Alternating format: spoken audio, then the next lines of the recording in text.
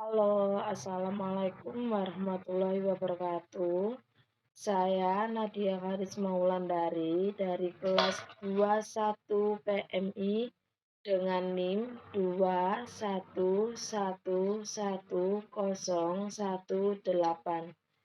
Di sini saya mau mempresentasikan tentang manajemen operasional dan manajemen produksi. Sebentar saya mau screen PPT saya.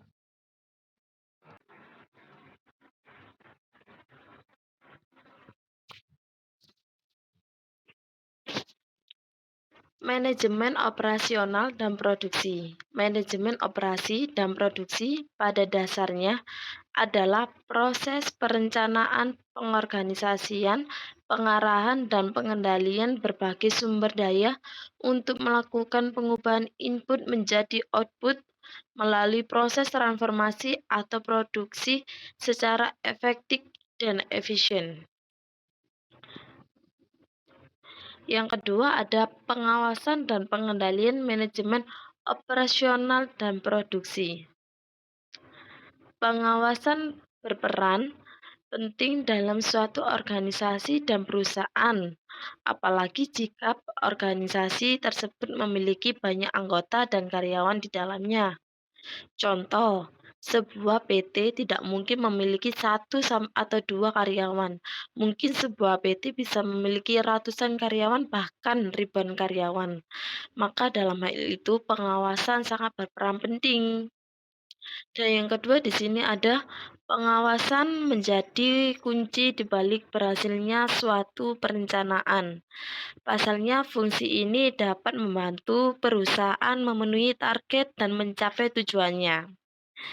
Berhasilnya suatu produksi tentu tidak luput dari pengawasan dari atasan agar suatu produksi yang dihasilkan selalu berhasil, tidak menjadi produk yang gagal. Yang ketiga, pada dasarnya, pengawasan ini dibuat agar sebisa mungkin tindakan penyelewengan dan penyimpangan dalam organisasi bisa dihindari. Contohnya, menghindari kecelakaan kerja di waktu kerja, penyelewengan dan penyimpangan dalam kegiatan produksi. Di slide berikutnya ada fungsi manajemen operasional dan produksi. Manajemen operasional mempunyai 4 fungsi pokok, yaitu perencanaan, penilaian, pengorganisasian, dan yang terakhir adalah pengawasan. Jadi, tanpa adanya manajemen operasional, manajemen produksi tidak bisa berjalan lancar. Sebaliknya, jika ada manajemen produksi, tidak ada manajemen operasional, juga tidak bisa berjalan lancar. Maka kedua hal tersebut saling berkaitan, tidak bisa dipisahkan. Di sini saya juga mau menjelaskan fungsi dari manajemen produksi adalah aspek atau elemen yang menentukan bahan baku, peralatan, media, produksi, hingga jumlah waktu dan sumber daya alam. Manajemen produksi hanya menyediakan, sedangkan manajemen operasional yang merencanakan. Misal, sebuah perusahaan mau memproduksi roti, sari roti, maka bagian selling atau operasional wajib melakukan perbandingan harga pokok mana yang lebih murah yang akan dijadikan supplier perusahaan. Pintar-pintar membandingkan harga. Di sini juga ada tujuan dari manajemen operasional dan produksi. Adapun tujuan manajemen produksi dan operasi adalah pencapaian produktivitas yang tinggi dalam kegiatan produksi. Manajemen produksi dan operasi tidak hanya menyangkut pemrosesan berbagai barang manufaktur saja, tetapi juga menyangkut dalam bidang jasa. Jadi tujuan dari manajemen ini tidak hanya untuk bidang produksi saja, tapi bisa jasa. Contoh jasa pijat, jasa spa, gitu juga bisa. Terus selain itu juga jasa produksi juga bisa membuat barang mentah menjadi barang jadi yang bisa dipakai jangka panjang. Contohnya lemari, kursi, kasur, dan lain-lain sebagainya. Seperti itu kurang lebih. Ruang lingkup manajemen produksi dan operasi. Ruang lingkup manajemen produksi dan operasi adalah ruangan yang mencakup perancangan atau penyimpanan sistem produksi dan operasi serta pengoperasian dari sistem produksi dan operasi.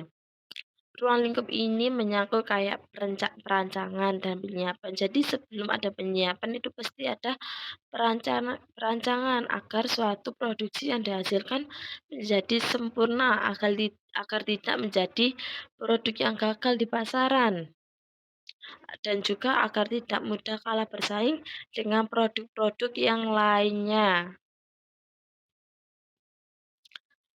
Pentingnya manajemen operasional dan produksi. Ini pentingnya mengapa manajemen produksi operasi dikatakan sangat penting.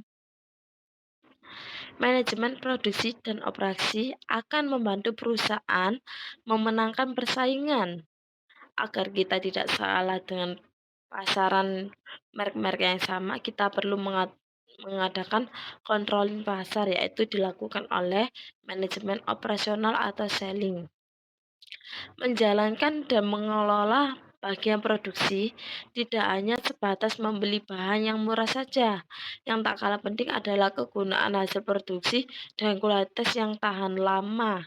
Agar customer tidak kecewa dengan barang kita, kita perlu membuat produk tersebut dengan kualitas yang sangat bagus dengan harga yang standar agar produk kita diminati oleh banyak kalangan di pasaran.